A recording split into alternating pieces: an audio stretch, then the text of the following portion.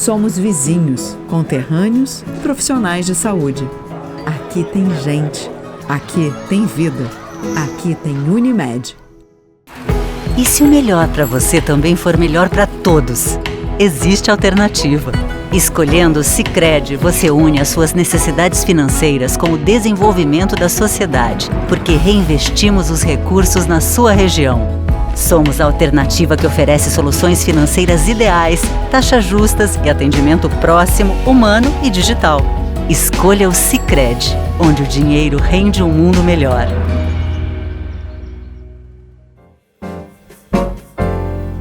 Muito boa noite a todos os senhores e senhoras. Está no ar mais uma edição do Painel, aqui pela sua TV Erechim, sempre em parceria com a Unimed Erechim. Unimed, cuidar de você, esse é o plano. E Sicredi, traga a sua poupança para o Sicredi e veja como é mais negócio poupar aqui. Sicredi, gente que coopera, cresce. Bom, hoje eu estou tendo a honra de poder receber aqui no programa Painel, aqui, uma pessoa que eu aprendi a respeitar, aprendi a admirar e quero levar junto para quando eu me for essa admiração, eu tenho certeza que ela vai perdurar para todo sempre enquanto eu estiver aí, pelo menos da minha parte. É uma pessoa que teve uma influência decisiva no desenvolvimento do município de Erechim, decisiva no desenvolvimento da região Alto Uruguai e decisiva também em outras regiões do estado do Rio Grande do Sul, e eu me refiro aonde a URI possui os seus campos, né, que são em Santo Ângelo, em Frederico Westphalen, em São Luís Gonzaga, em Cerro Largo e Santiago. Né? E, evidentemente, aqui também no município de Erechim. Foi uma luta bastante complicada, difícil, que nós vamos tentar relembrar um pouquinho aqui. E eu estou me referindo aqui ao sempre reitor, professor Cléo Joaquim Ortigara. Olha, o senhor não imagina a alegria que eu tenho em poder recebê-lo aqui. Boa noite. Boa noite, caros telespectadores. A recíproca é verdadeira, Rod. Tu sabes a admiração que eu tenho por você, pelo seu trabalho, pela sua garra e pelo seu jornalismo, entende? Principalmente pelo seu jornalismo. A pessoa que com quem convivi muito tempo e que aprendi a admirar. Estamos aqui para conversar, de fato, um pouco sobre a nossa caminhada nesta região do Alto Médio Uruguai, de Missões, onde pude exercer uma liderança num determinado tempo da história da região, na construção de um projeto que eu tributo nos últimos 35 anos, um projeto muito arrojado de articulação política da região, dessa imensa região, Missões, Médio e Alto Uruguai, a construção de uma universidade. O ensino superior em Erechim, e assim como lá em Frederico, como em Santo Ângelo, enfim, ele é anterior à criação da Universidade Regional Integrada do Alto Uruguai e das Missões, a nossa URI. Mas como universidade, realmente, ele começou a partir da criação da URI em 1992. Gostaria que o senhor voltasse um pouco no tempo assim. Sim. E falasse das dificuldades, de como é que surgiu essa ideia de tentar reunir essas comunidades todas. Bom, então voltando no tempo, há 30 e tantos anos atrás, na verdade, de fato, Frederico Westphalen, Erechim, Santo Ângelo e assim por diante, existiam instituições isoladas de ensino superior, mantidas por as suas fundações locais, entende? E em 1985 foi reconhecida na região, toda essa vasta região que vai da Vacaria a São Borja, existia apenas uma universidade, que era a Universidade de Passo Fundo. Em 85 foi reconhecida a segunda universidade, que era a Universidade de Juí. E quando foi da instalação da Universidade de Juí, presente o ministro Marco Maciel, no final de um jantar de confraternização, nós reunimos na mesma mesa, casualmente, os presidentes das mantenedoras daqui de Erechim, de Frederico e de Santo Ângelo.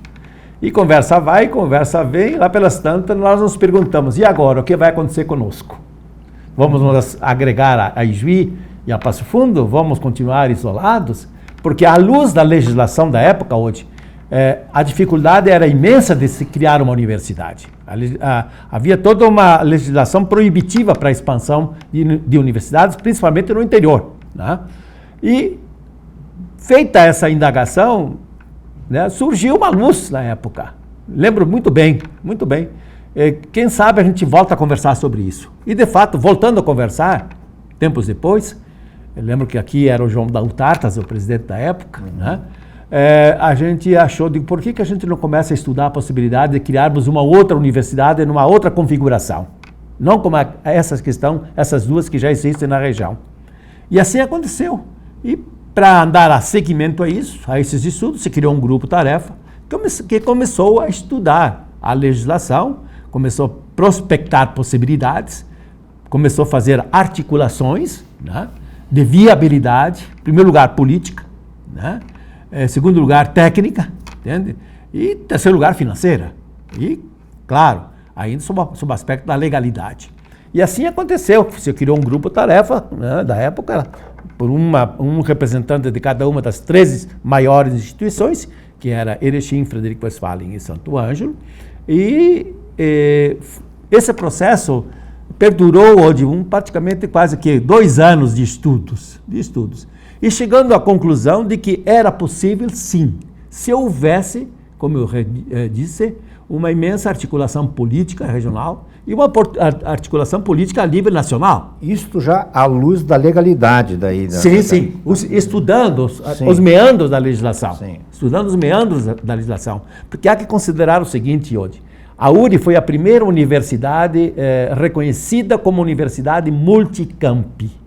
Antes era a Universidade de Passo Fundo, Universidade de Ijuí, Universidade de Porto Alegre, Universidade de Caxias, assim por diante. E a URI não tinha essa configuração, não era a Universidade era a Universidade Regional Integrada do Alto Uruguai e das Missões, era ampla a coisa, entende? Bom, a viabilidade técnica, vamos falar de viabilidade técnica. Claro que, por exemplo, aqui em Erechim, a FAPES, ela possuía uma série de cursos, como instituição isolada, mantida por uma fundação. Ela tinha sido criada como extensão de Passo Fundo, depois obteve essa autonomia como fundação e foi criando com cursos isolados. Mesma coisa Frederico, mesma coisa Santo Ângelo. Como integrar tudo isso? Porque cada um desses cursos tinha seu ato jurídico perfeito, né? Como fazer isto? Bom, foi uma discussão muito ampla. Isso a gente consultou, à época, todo o aparato legal de Brasília, porque tudo era Brasília, tudo era via Conselho Federal de Educação da então, e foi possível, isso sim. A viabilidade política. Como construir um projeto de articulação regional? A gente começou a fazer reuniões, e aí, isso assim, a gente teve um papel decisivo, hoje, conversar com as lideranças regionais. Quem eram essas lideranças? Com os prefeitos, com os presidentes das câmaras de vereadores, entende? Com a classe empresarial, entende? Os órgãos de classe, Rota, Laio, assim por diante, né? Igrejas, dioceses, mostrando que os ganhos que nós teríamos tendo uma universidade, pela sua autonomia, com a rapidez com que ela poderia prospectar cursos, não é? Projetos novos, independentemente de cada vez tem que pedir autorização de Brasília, do Ministério. Esta é a grandeza da universidade, este era o ganho de ser uma universidade. Por isso que ela, depois que foi reconhecida, só uma parte, ela pôde expandir rapidamente, criando uma série de cursos, né? Então, a viabilidade política, inúmeras reuniões foram feitas, trazendo os prefeitos. Lembro bem daqui, na época era o prefeito Zanella, entende? Quantas reuniões foram feitas, demonstrando, e como eles abraçaram a causa. É isso que é importante se dizer. Como eles entenderam os ganhos que teriam cada um desses municípios se apoiassem esse projeto. Isso aconteceu, entende? O aparato, digamos, financeiro. Claro que foi um longo processo, porque integrar projetos, orçamentos, custos, né? Como detalhar isso, foi uma caminhada intensa. Mas foi possível. Tanto é verdade que no início de 1990, em janeiro de 1990, conseguimos protocolar no Ministério o projeto, era um volume de 400 e tantas páginas, né? o projeto demonstrando e solicitando o projeto de criação de uma universidade mantida por uma única fundação.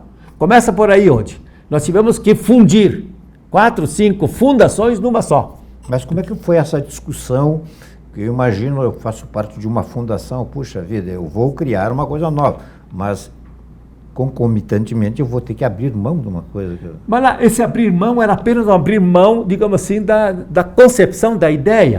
Porque nunca saiu um tijolo de Erechim ou de Frederico para cá, lugar nenhum, nunca saiu um laboratório, nunca saiu um livro. Podia ser que migrasse algum professor para cá, para lá, mas isso era um fato normal. Não, eu não estou me referindo a eu perder coisas, mas assim, na cabeça das pessoas... Exatamente, Foi possível porque se demonstrou para eles. A gente conseguiu demonstrar, e a colaboração, então, dos presidentes da época, que entenderam rapidamente o ganho que teria, por exemplo, aqui a antiga FAPES. Quais ganhos que ela teria de imediato em transformar isso aqui num campo de uma universidade? Né? Eu lembro bem que quando foi da criação do curso de Ciências Contábeis aqui, a discussão que teve, eu tive uma participação direta em Brasília, porque havia 2 projetos de criação na região num curso de Ciências Contábeis, aqui em Frederico, né? Cada um com 60 vagas, e já tinha espaço para uma só. Se não houvesse uma articulação política forte em Brasília, não teriam sido criados 2 cursos naquela época, enquanto isoladas, mas de repente aconteceu que foram criados 2 cursos, apenas menos vagas para cada uma delas. Foi possível. Mas voltando, eu entendo, lembro perfeitamente que quando se discutiu a questão de unir os patrimônios, né? Gente, é a questão apenas jurídica. Tudo vai continuar no seu local, na mesma cidade, entende? Mas haverá uma outra configuração do comando disso, né? Dos órgãos deliberativos, mas vai haver uma participação equânime entre todas as cidades, assim por diante. Isso aconteceu. Então esse foi um projeto que eu considero extremamente importante para a região, porque, repito, em janeiro de 1990, protocolado no Conselho Federal de Educação. Em abril, o Conselho deu sinal positivo, aprovou a carta-consulta. Aprovou a carta-consulta. Aprovada a carta-consulta hoje, nós tínhamos 2 anos para demonstrar ao Conselho Federal de Educação que nós tínhamos condições de caminhar pelas próprias pernas. Aí fomos acompanhados durante 2 anos, por uma comissão designada pelo Conselho Federal de Educação, 5 grandes especialistas do país, entende? Liderada por um membro do Conselho Federal de Educação, que cada 60 dias aportavam à região, e nós tínhamos que prestar contas dos relatórios que eles nos exigiam, de todos os ângulos de um funcionamento de uma universidade, né?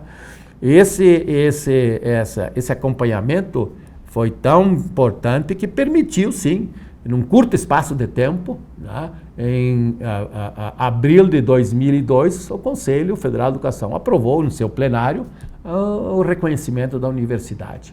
Então, digamos assim, foi a caminhada rápida inicial. Entende? Professor, reitor, nós ouvimos falar da Universidade de Passo Fundo, a Universidade de Caxias do Sul, a Universidade de... Bom, aonde se insere, o senhor falou que foi a primeira universidade multicamp, mas há um outro termo no meio dessa história toda. Qual é o peso do termo que entrou dentro do comunitário?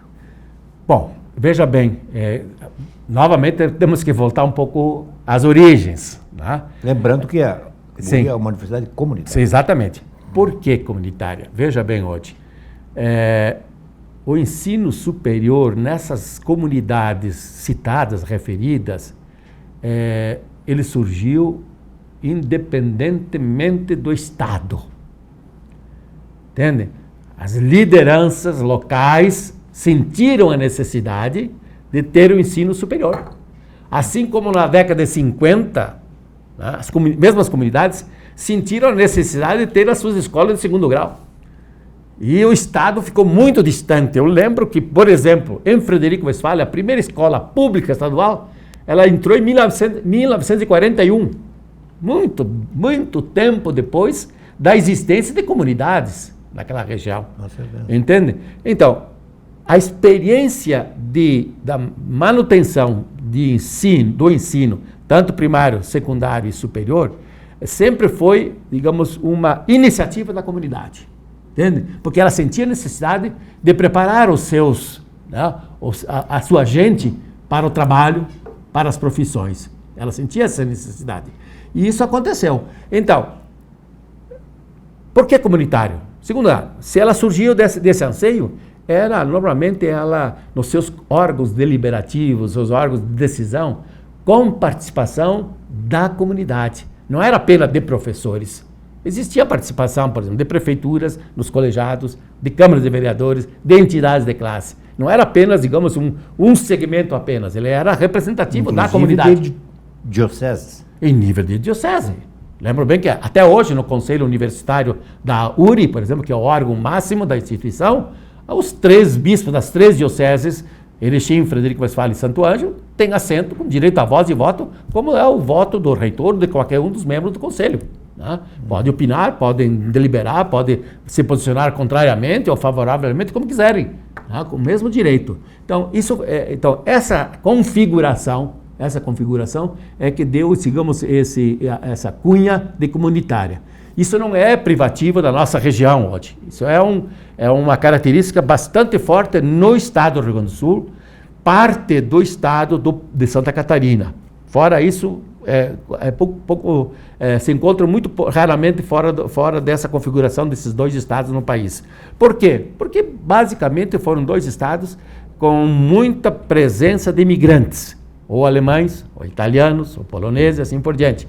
E esses tinham na sua índole, né, a sua independência, a busca da solução pelas suas próprias forças. Então, isso é uma característica, é um traço muito forte. Muita gente não percebe isso, mas até hoje ela se configura em muitos pronunciamentos e muitas iniciativas que acontecem a nível ainda hoje das comunidades aqui. Pela experiência que o senhor tem, o senhor acha, já passado tanto tempo, que seria bastante viável, ou pouco provável, ou muito dificultoso, um termo meio, né, digamos, vir a acontecer a Universidade de Erechim, a Universidade de Frederico, a Universidade de Santo Ângelo? Com certeza, nenhuma delas antes de 20, 25 anos teria condições. Com base no que o senhor Por quê? Porque na época, para você autorizar um curso, você levava em média 3 a 4 anos. Isso como uma instituição isolada. Uma instituição isolada. Experiência, basta pesquisar na FAPES, basta pesquisar na FESAL do Frederico Westphalen, por exemplo, ou de Santo Ângelo, para ver quanto quando surgiram e até 1992, quantos cursos tinha. Basta ver. Para ser uma universidade, além dessas configurações que eu elenquei anteriormente, você tem que ter uma cobertura das áreas do conhecimento, todas elas. E isoladamente era muito difícil você abranger todas as áreas do conhecimento. Se você juntasse o que tinha aqui com Frederico, com Santo Ângelo, com Santiago, isso possibilitou a viabilidade técnica que eu falava. Né? Tinha essas condições técnicas de abranger todas as áreas do conhecimento. Se fosse só a FAPES, ou a FESAL, ou lá a Fundame de Santo Ângelo, isoladamente, tirando por baixo, vamos lá, sendo bem otimista, 15 anos, 20 anos, para se chegar a ser uma universidade. Então, o ganho que nós antecipamos, 2 décadas, né, 20 anos, entende? Isso acho que foi, digamos, sem dúvida, acelerado o processo. Tanto é verdade que hoje você lembra que que nos primeiros anos, aí, 1994, 95, 96, 97, nessa década, até 2010, 2004, 2005, 2008, por aí, era uma explosão de alunos, de vans, de ônibus transportando alunos de vários municípios da região. Quantos cursos foram abertos, né? Quantas novas iniciativas na pós-graduação, nos programas de mestrado, doutorado, que foram possíveis ser implantados. Como é que o senhor classifica, digamos, dentro desse processo universitário, a tríade, o ensino, a gente já sabe, o senhor já mais ou menos deu uma pincelada, assim, dos novos cursos, né, da expansão dos novos cursos, mas como é que o senhor entende, como é que o senhor classifica a qualidade e a expansão, rapidez ou não, da pesquisa e da extensão? Bom, quem é competente para fazer pesquisa na universidade? Os doutores. Né? Doutor é preparado para ser um pesquisador. Necessariamente, quem deveria dar aula é o mestre ou o especialista.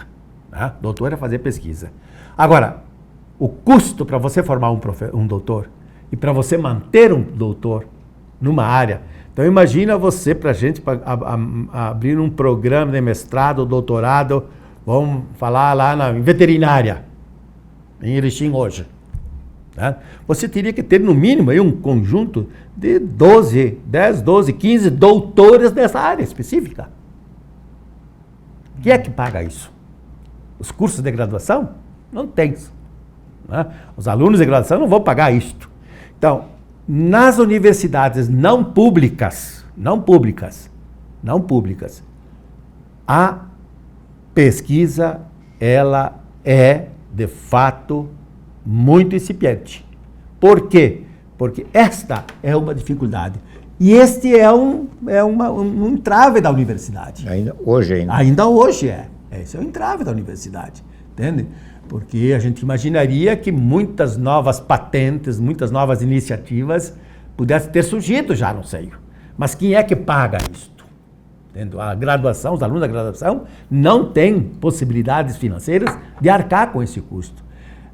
Viabilizar projetos e os projetos se manterem, bom, aí há uma competição com a universidade pública brasileira e eles, evidentemente, são muito mais ágeis e ávidos na captação dos recursos, digamos, existentes porventura, ou empresas, ou entidades, ou então nos órgãos de financiamento nacional. Quem é que mantém, digamos, uma instituição multicamp comunitária como é a URI? Os alunos. Só os alunos. O Estado alguns projetos, alguns cursos, digamos, alguns programas, eventualmente de mestrado e doutorado, podem trazer alguns projetos para, digamos, a aquisição de um laboratório específico naquela área, que um doutor tem possibilidade de conseguir via os órgãos de financiamento, né, do Ministério da Educação ou do Ministério de Ciência e Tecnologia, por exemplo. Mas é muito, muito complexo isso. Na realidade, quem mantém tudo isso são os alunos, as receitas dos alunos. Você não tem outra fonte de receita, não é verdade? Pelo serviço que você presta, entende? Por isso que o tributo, prestar serviço tanto de graduação quanto de pós-graduação, deve ser um serviço de qualidade e cada vez mais de qualidade. Porque há um cliente que está aí pagando pelo serviço, né? Ele deve receber um serviço de qualidade. Ele deve receber uma boa formação. Ele deve sair um profissional competente da universidade, porque ele está pagando para isso. Isso é claro, entende? E as universidades comunitárias ou outras universidades empresariais são os alunos que pagam. Qual é a diferença de uma universidade empresarial e uma universidade comunitária? Entende? A universidade empresarial ela é de um sujeito que é dono ou de um grupo empresarial. Entende? Ela é propriedade, o patrimônio que ele pode dispor como herança, como assim por diante, como distribuição. A universidade comunitária não tem esse condão, não tem essa possibilidade. Né? Então, essa é a diferença. Tá? Esse dinheiro que é auferido pela universidade vai para onde? Vai para pagamento de salários, encargos e melhorias da universidade. Biblioteca, laboratórios, equipamentos. Bem diferente de uma de uma empresarial, é para o cofre do dono, se tiver lucro. Mas se você pegar os orçamentos, por exemplo, de uma universidade comunitária, que nem a URI, ou que nem Passo Fundo, ou Unisvi, você vai ver que os resultados são... a gente consegue, numa gestão rígida, severa, observando bem os investimentos, a gente consegue levar avante esse tipo de instituição. Mas é uma atividade complexa hoje. Permanecendo ainda nessas regiões aí, onde a URI mantém os seus campos aí, São Luís, Gonzaga, Santiago, são cidades distantes e tal. Não fosse o surgimento de uma universidade comunitária, como aconteceu isso já desde 1992, o senhor acha que o Estado ocuparia esse espaço? O Estado, ele viu essa possibilidade muito tempo depois. Com o surgimento, assim como ocupou em Santa Maria, sim. O Estado, tanto o Estado do Rio Grande do Sul, através da Universidade Estadual, e mesma coisa a União, através de universidades federais implantadas, ou campos de universidades federais implantadas na região, isso perceberam muito tempo depois. É muito recente isso, tá? Muito recente. E eu acho, digamos assim, que dispensaria, no meu modo de ver, nada contra a existência de uma universidade pública, mas com o tempo, daqui 30 anos, nem você nem eu estaremos aqui, com certeza. Espero não estar aqui, ou estar aqui, mas não vou talvez ter condições de entender. Mas olhando o aspecto demográfico brasileiro e da região, entende? A tendência é acontecer que acontece em certos países da Europa, né? Como Itália, França, Inglaterra, etc., de termos aí elefantes brancos, porque não tem mais gente, né? A taxa de natalidade diminuindo, etc., etc. É um risco aqui, 30, 40 anos, temos elefantes brancos, tanto nas comunitárias quanto nas públicas. O senhor quer dizer que o Estado ele deixaria, digamos, correndo para ver como é que fica? O Estado, eu entendo que não tinha necessidade de ter entrado nessas regiões já existentes com universidades.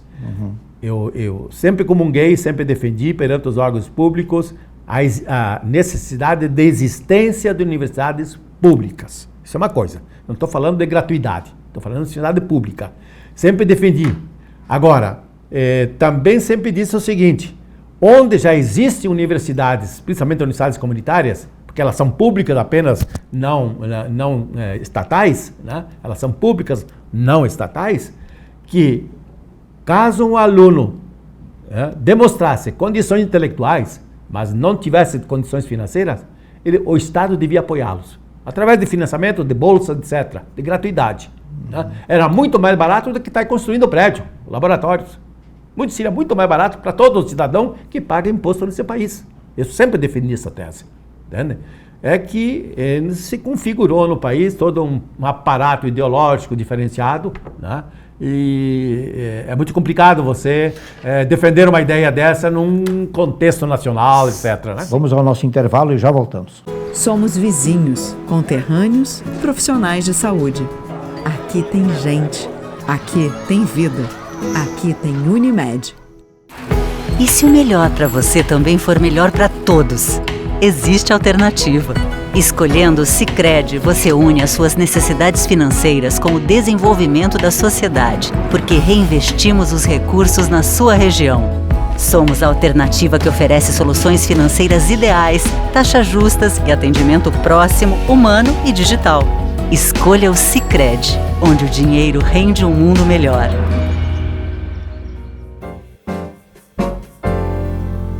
Muito bem, nós estamos de volta agora aqui, recebendo hoje prazerosamente aqui o professor, sempre reitor, Cléo Joaquim Ortigara, que nos dá o prazer da sua visita.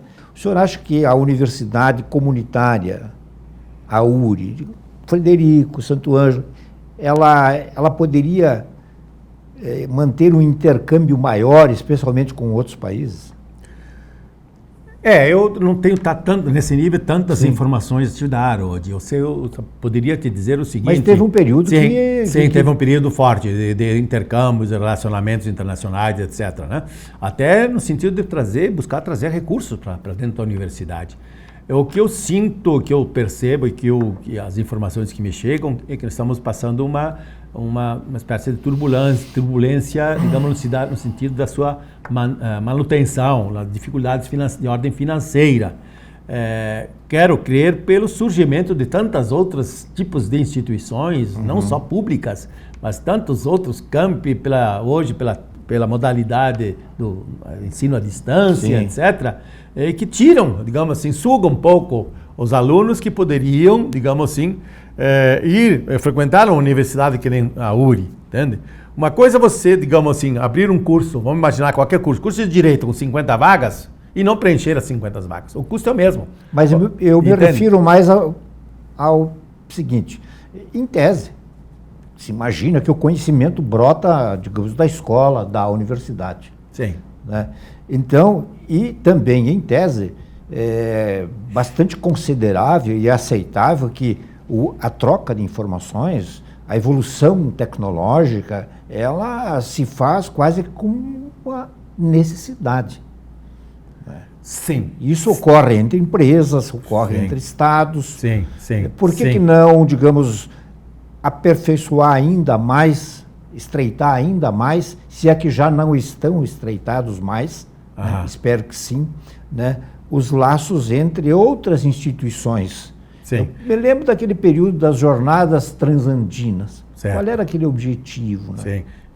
Aproximar dentro de um projeto, digamos assim, mais humanístico ou humanitário, instituições que pudessem pensar os países latino-americanos, principalmente a América do Sul aqui, entende? Mas tantos outros projetos, né? Eu lembro bem digamos assim, do projeto de mestrado com a Universidade de Veneza, entende? Formação de professores com mestrado em italiano, por exemplo, entende? Ou lembro dos projetos da FAPER, dos órgãos de financiamento do Rio Grande do Sul, dos projetos de viabilidade de um polo tecnológico, ou disso, ou daquilo, de uma casa do agricultor, de formar, digamos, especialistas específicos para a área da agricultura, por exemplo, da região, uma vez que ela tem uma matriz forte na área agrícola.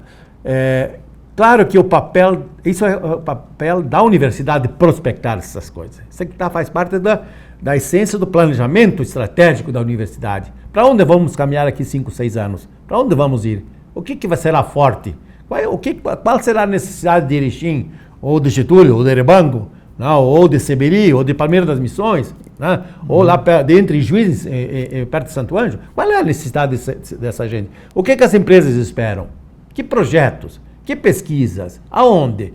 Que carência nós temos de formação de profissionais? Quais são? Na área tecnológica? Aonde? Entende? Isso faz parte do planejamento estratégico de uma universidade. Entender, né? Fazer uma leitura apropriada, a mais correta possível da sua região, conversar com a região e, em cima disso, planejar a sua expansão, o seu crescimento, entende? Então, acho que esse é o projeto maior. Né? Eu espero ser bem compreendido aqui, porque eu entendo que e há, sim, intercâmbio com outras instituições do país, do Estado e também fora do Estado, mas a gente percebe, ainda hoje, quando vindo aqui para a TV, eu estava ouvindo numa emissora de rádio da região aqui, sim, onde um gerente de uma agência bancária, né, estava referindo a experiência que ele adquiriu ao passar alguns dias no Vale do Silício. Sim. Porque ele entendia que precisava ver o que estava acontecendo lá. Sim, não sei se ele vai aplicar aqui ou não. Sim. Né? Transferindo isso para a escola, né? É de se imaginar que é óbvio que sim. Sem dúvida. E acho que o papel que tem nesse contexto são os programas de mestrado e doutorado da universidade, né? Principalmente nas áreas implantadas. Eles têm, por dever, digamos, profissional, ético e moral, de prospectar isso, de trazer, de se aproximar, né? Que as suas pesquisas sejam pesquisas referidas num contexto, né? Das necessidades da região, para onde que está inserida, não é verdade? Concordo que vale a pena pesquisar sobre a Revolução Francesa, mas eu pergunto, né? O que significa isso aqui para a região do Alto Uruguai e das Missões, entende? Nada contra que se estude história, mas que referências? Ou geografia, ou matemática, ou, sei lá, né, de línguas, por exemplo, né?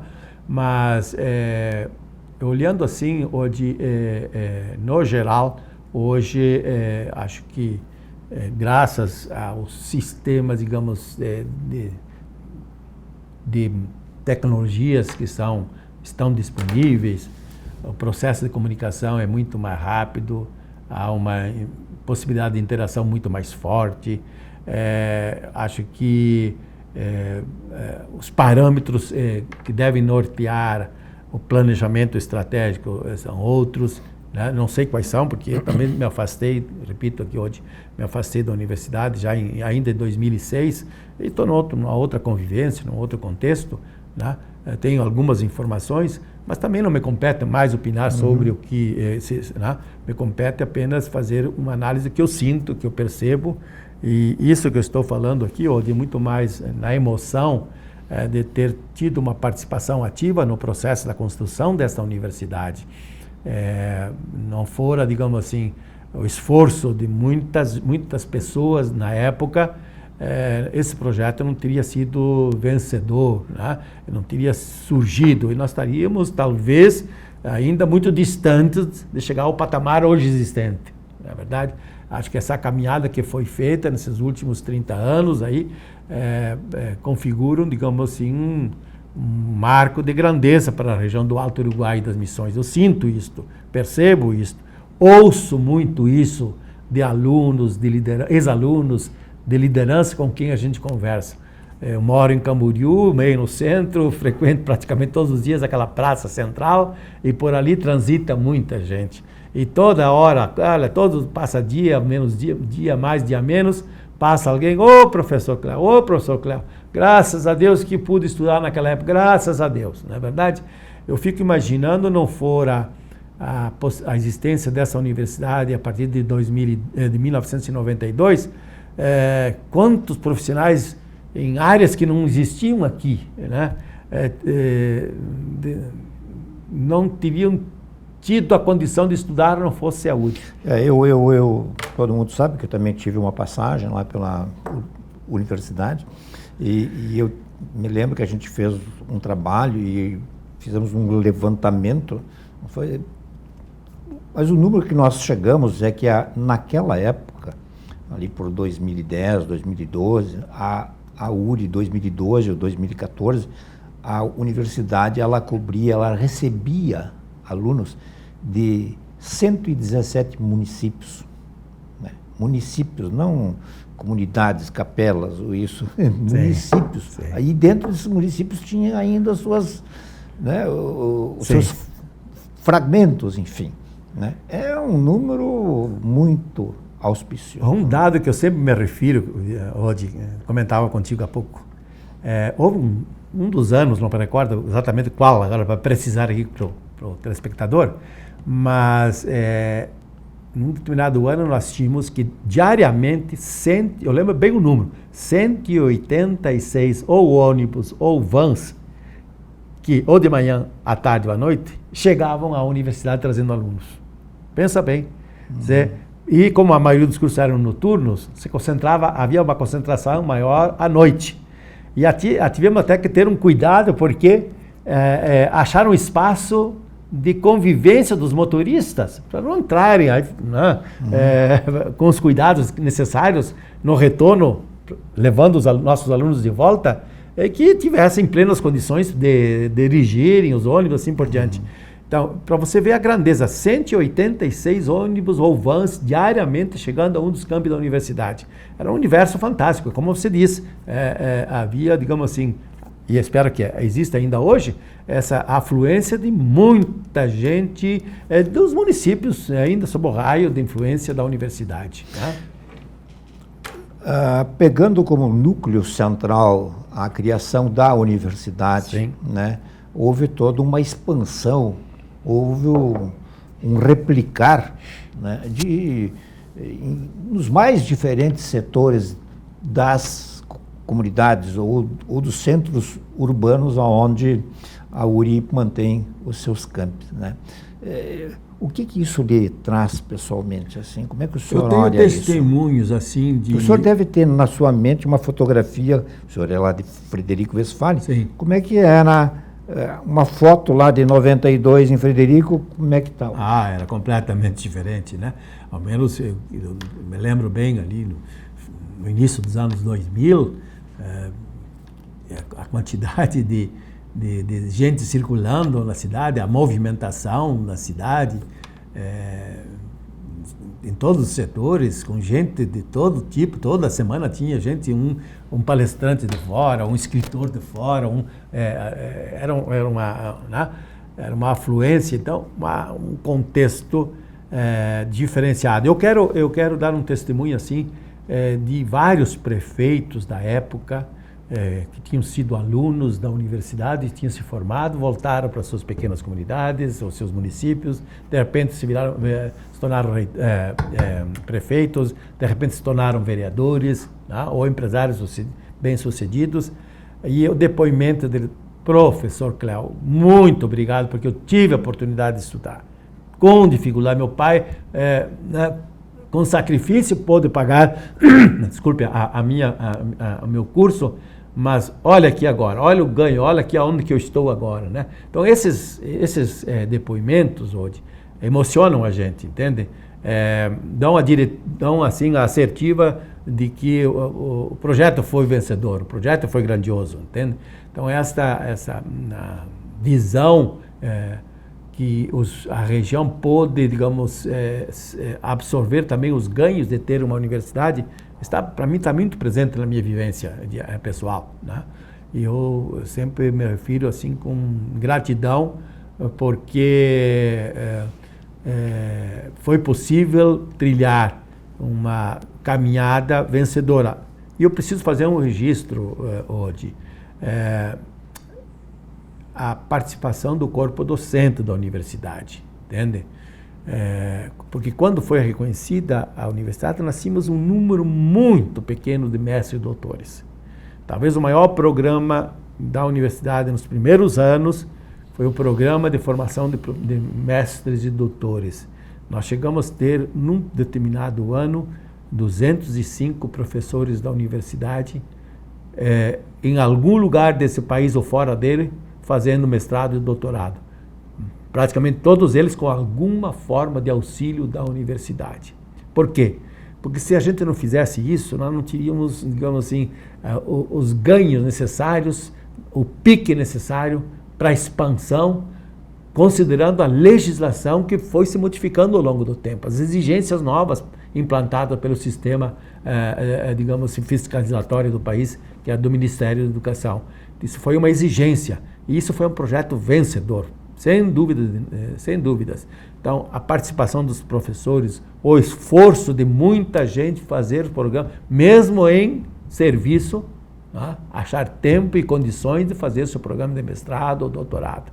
Para isso, claro, nós oportunizamos também fazer convênios com as melhores universidades do estado e do país, né? Nós trouxemos aqui fizemos aqui em Erechim uma formação de 10 doutores com a Universidade de São Carlos de São Paulo, uma universidade federal de referência.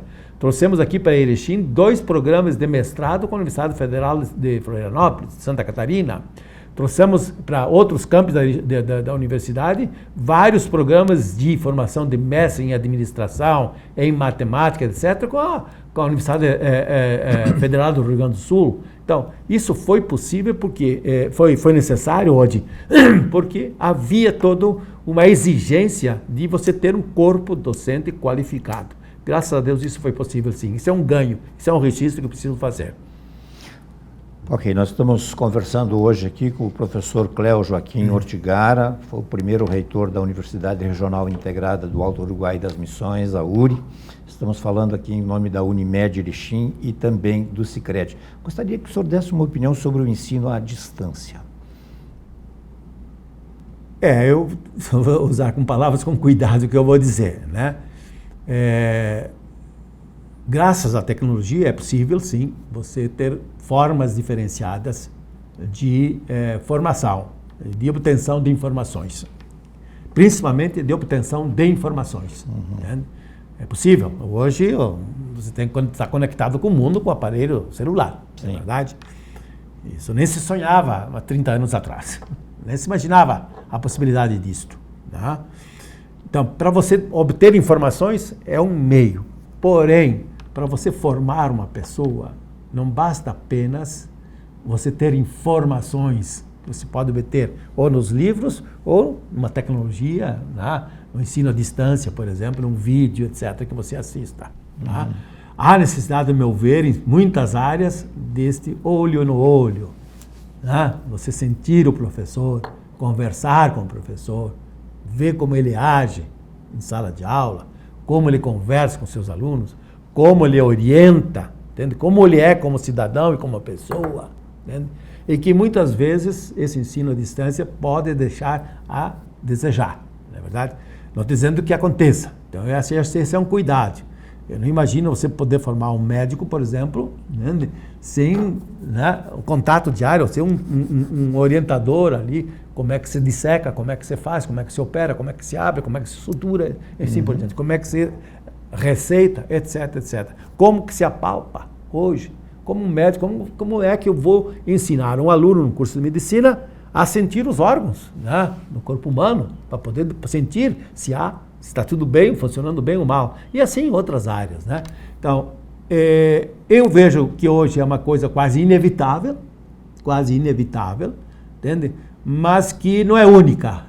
Eu não vejo que seja possível apenas o ensino à distância. Eu acho que, mesmo porque eu já avaliei muitos cursos funcionando em AD, ensino à distância, mas o que eu sinto é que, mesmo no ensino à distância, o momento da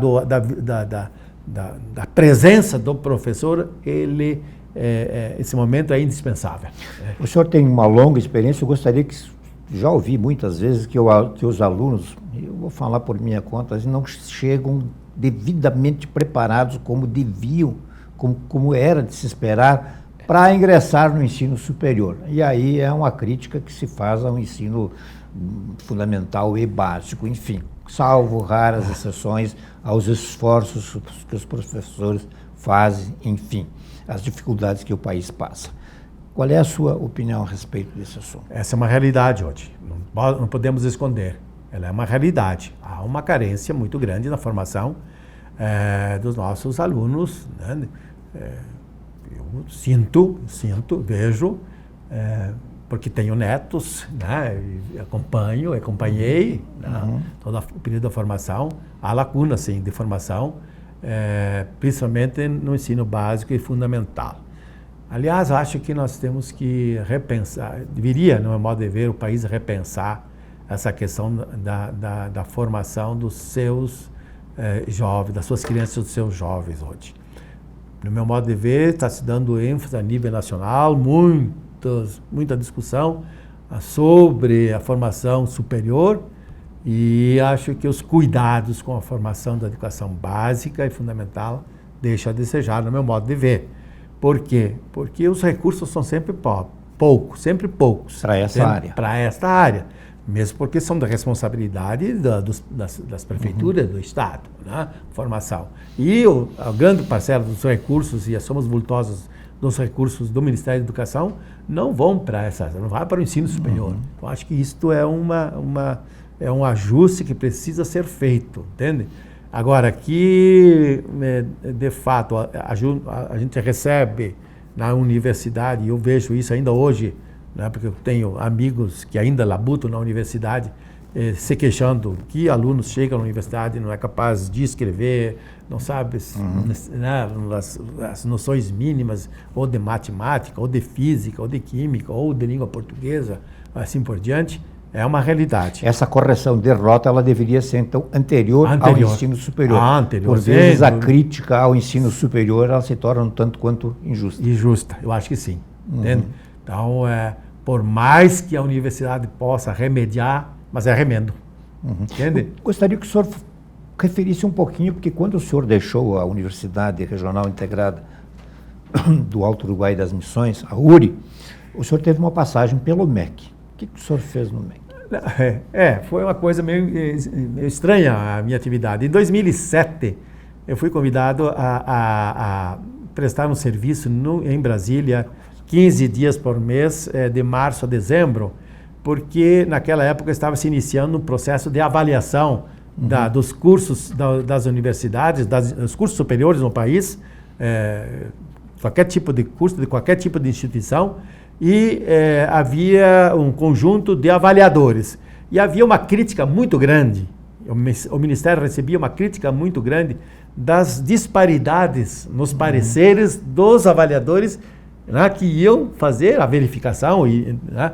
Então fomos chamados a Brasília para tentar ajudar digamos assim, na correção de certos rumos dos avaliadores. Então a gente recebia os relatórios, que uma uma equipe de avaliação que vinha na URI, por exemplo, fazer uma avaliação de qualquer curso, a gente lia esses relatórios e emitia um parecer que era devolvido aos avaliadores, dizendo o seguinte: olha, você atribuiu aqui uma nota X, entende?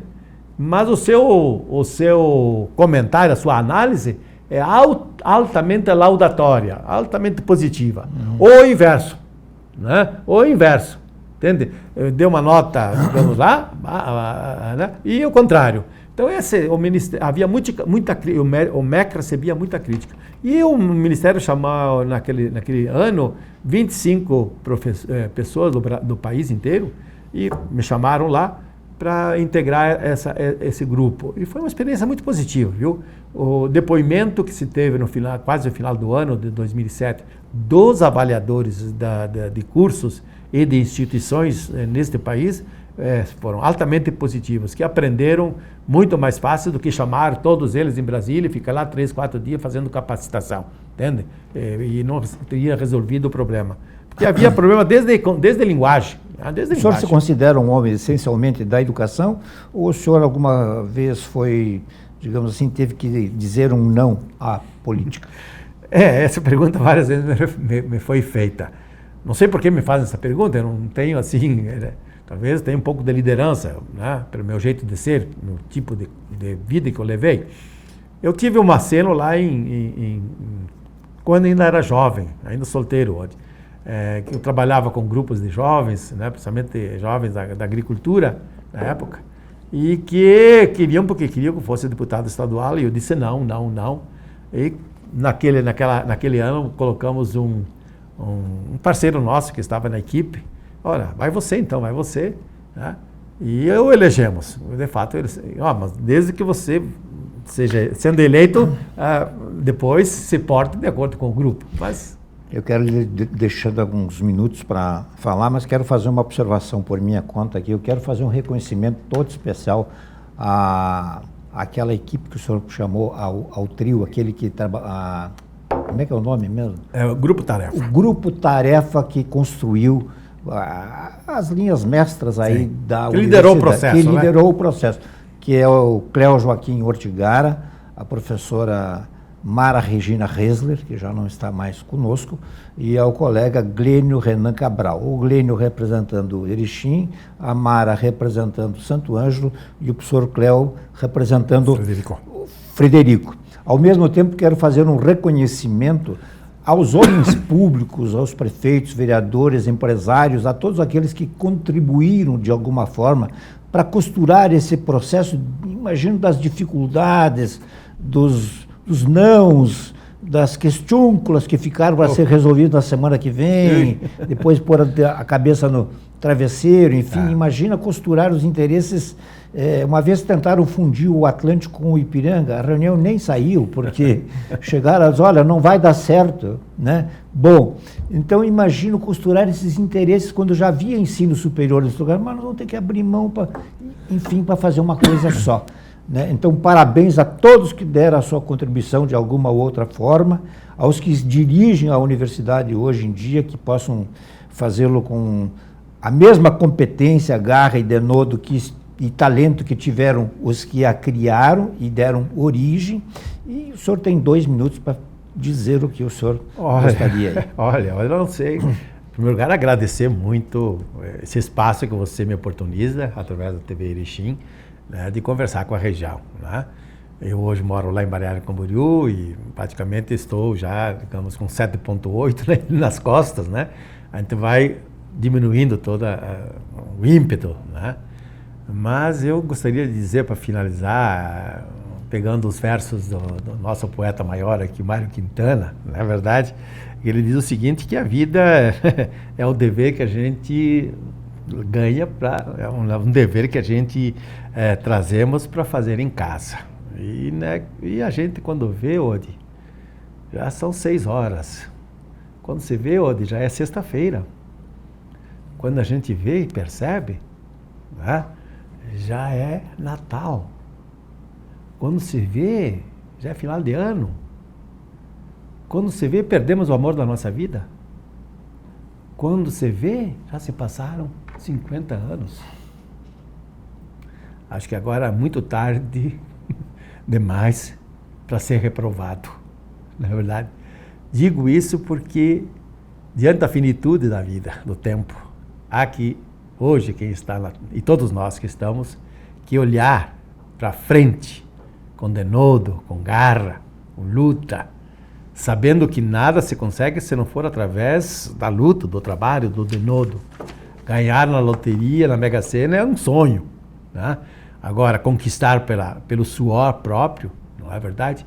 Isto traz um bem-estar excelente. Desejar a todos, principalmente aqui, que nos assistem nessa região, um ano e dias de aventura e de trabalho. Com trabalho a gente consegue um ganha-pão digno como pessoas. Muito obrigado. Eu que agradeço a entrevista e desejo a todos de casa também muito obrigado e até a próxima. E se o melhor para você também for melhor para todos? Existe alternativa. Escolhendo o Sicredi, você une as suas necessidades financeiras com o desenvolvimento da sociedade, porque reinvestimos os recursos na sua região. Somos a alternativa que oferece soluções financeiras ideais, taxas justas e atendimento próximo, humano e digital. Escolha o Sicredi, onde o dinheiro rende um mundo melhor. Quantas vezes você ficou frente a frente com você mesmo? Desse jeito, no espelho, olhando dentro dos seus próprios olhos. Se perguntando por que ainda não deu o primeiro passo para uma vida melhor, para um mundo melhor. Por que você ainda não enfrentou aquele medo que nem o seu reflexo conhece? Já pensou na rotina que deseja tanto mudar? Já se propôs a enfrentar seus desafios em voz alta? Já se encheu de coragem para tomar uma decisão como se estivesse incentivando alguém muito importante para você?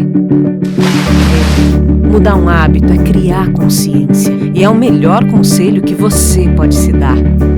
É o momento de pegar na sua própria mão e falar: vem comigo. Busque uma versão ainda melhor de si mesmo. Vamos juntos? Mude um hábito. Unimed.